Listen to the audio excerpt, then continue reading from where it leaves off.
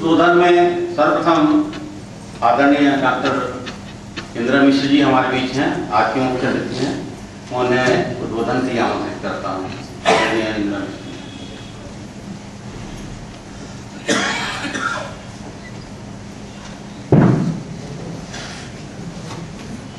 बहुत एक मतलब लॉजिकल मैं मत अभिव्यक्त नहीं कर पाऊंगी। जो मेरे रिस्पॉन्सेज हैं वो मैं धीरे धीरे आपको बताना चाहती हूँ।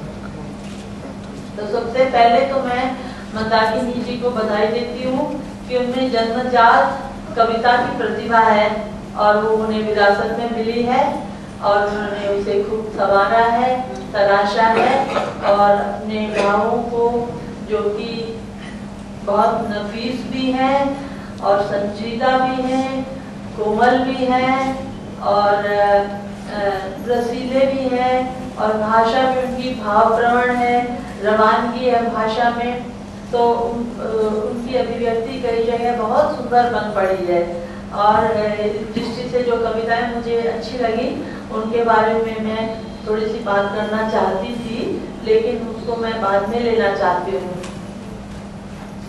अब मैं एक दो चीजें आपको ये कहना चाहती हूँ कि मैंने इंग्लिश में एमए किया था 1966 में और तब ये धारणा हमेशा चलती आती थी कि कविता कोई भी विमर्श करने का मंच नहीं है।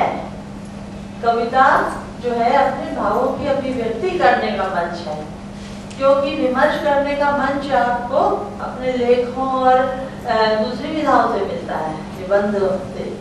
और इस तरह से जो है, इसलिए आप थोड़ा सा और एनरिच हो जाएंगी अपने कवि के रूप में अगर आप ये आग्रह छोड़ दें। और कई जगह आपने बहुत सुंदर अभिव्यक्ति दी है, जैसे आपने कहा है कि मेरी माँ मुझे परी जैसी लगती है। कितनी सुंदर अभिव्यक्ति है। परी जिसका रूप जब अगर कल्पना करें तो उसमें एक वरदान भी है, सुंदरता भी है, एक स्वच्छंदता भी है, एक समृद्धि भी है और जो कुछ चाहे परी कर सकती है, दे सकती है। तो जो माँ है उसमें और परी में जो आपने तुलना की, बहुत सुंदर एक रूपक बन पड़ा है। इसी तरह जब आप कहती हैं कि जब मुझे खुशियाँ मिल जाती हैं तो ऐसा होता है माँ मिल गई। तो माँ में आपको हर खुशी मिली है और इस रूपक को आप बहुत अच्छे ढंग से अभिव्यक्त किया है।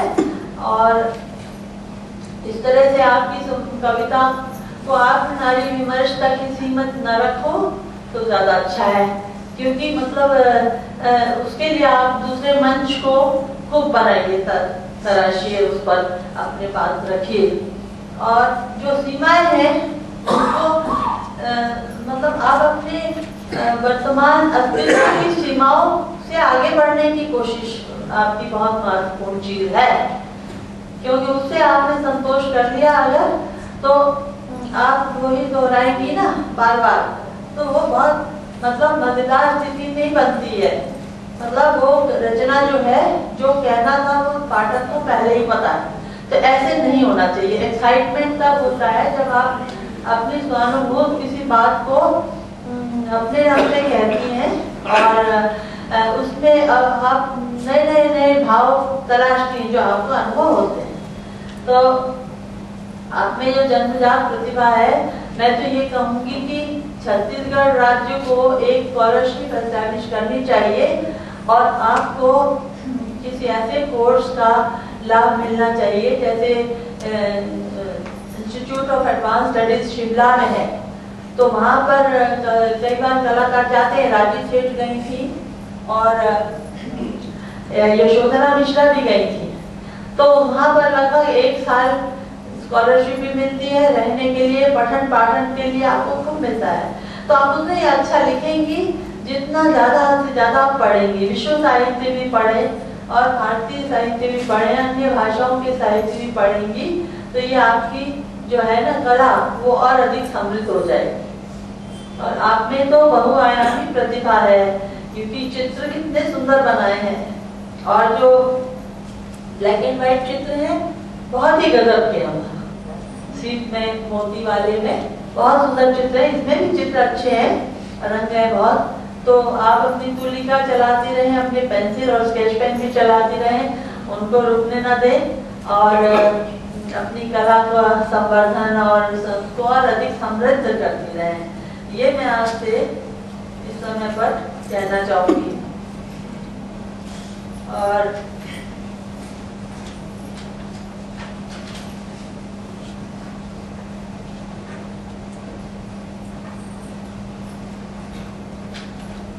और आपका ये जो शीर्षक है, इससे मैं बहुत प्रभावित हुई हूँ कि खारे पानी की एक नदी मेरी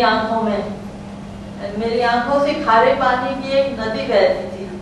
तो ये बहुत ही सुंदर एक्सप्रेशन है, जिसका मतलब कि आंसुओं की बाढ़ कभी थमती नहीं है और आंसू कहाँ से आते हैं ये भी कोई नहीं जानता और कहाँ जाते हैं ये भी कोई नहीं जानता, लेकिन आंसू हृदय में भरे हुए हैं। लेकिन एक बात मैं कहूँगी कि आप इस चीज को भी ध्यान दीजिए कि शैली ने कहा था ना कि we look before and after and pine for what is not, and our sincerest laughter with some pain is wrought। मतलब हम पीछे और आगे की बात सोच सोच के और उदास रहते हैं, और जब हम बहुत हंसते हैं तो भी हमारी हंसी में कोई पीड़ा छुपी हुई होती है। तो हमें दुनिया में खालिस खुशी नहीं मिलती? मुझे तो लगता है बहुत खुशी मिलती है। जब आप सूर्योदय को देखते हैं तो आपको बहुत खुशी मिलती है। और कई कविताओं में आपने इसको बताया भी है, जैसे इसमें आपने कहा है कि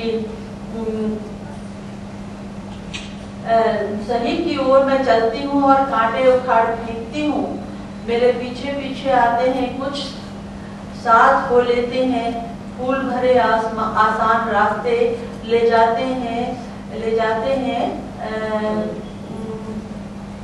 बियाबान की तरफ, गुम हो जाते हैं वही चलते चलते।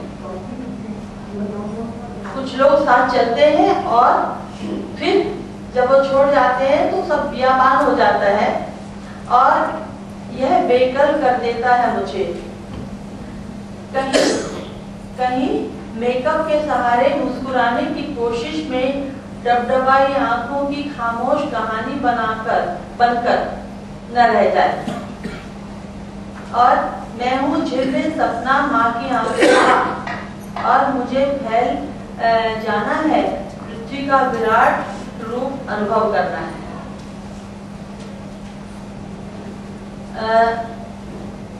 और फिर आप एक कविता में कहती हैं कि उनके अंदर महफूज है किसी कोने में छुपे मीठे फल की तरह रस भरा बचपन। ये एक्सप्रेशन बहुत सुंदर लगा। किसी कोने में उनके अंदर महफूज है किसी कोने में छुपे मीठे फल की तरह रस भरा बचपन। और जब वे देखती हैं युवा दृष्टि से विश्व के कोने कोने में दिखते हैं सूर्यता के ऊंचे और विशाल पर्वत। ये भी बहुत अच्छा एक्सप्रेशन है। और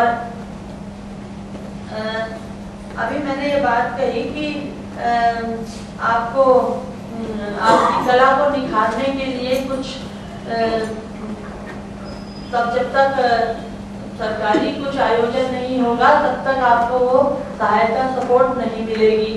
तो इस सभा में मेरे ख्याल है अगर रिजोल्यूशन करके संस्कृति विभाग से ऐसी कुछ स्कॉलरशिप एस्टैब्लिश करने के लिए कहा जाए, जैसे आपकी तरह उदीयमान प्रतिभा है उनको और आगे विकसित होने का मौका मिले, तो ये बहुत अच्छा रहेगा। और मुझे लगता है कि आपने 2 विधाओं में तो अपना सिक्का जमा लिया है, और अब आप जो है दूसरी कहानी और उपन्यास इसमें भी उतर सकती हैं आराम से, और उसको भी आप करेंगी तो बहुत अच्छा रहेगा। और इस अवसर पर आपको बहुत बहुत बधाई देती हूँ। ये तीसरा काव्य संग्रह है। छोटी उम्र है आपकी, लेकिन आपने कैसे लिख दिया वृद्धावस्था और प्रौढ़ावस्था, वो तो मेरे जैसे लोगों को लिखना चाहिए।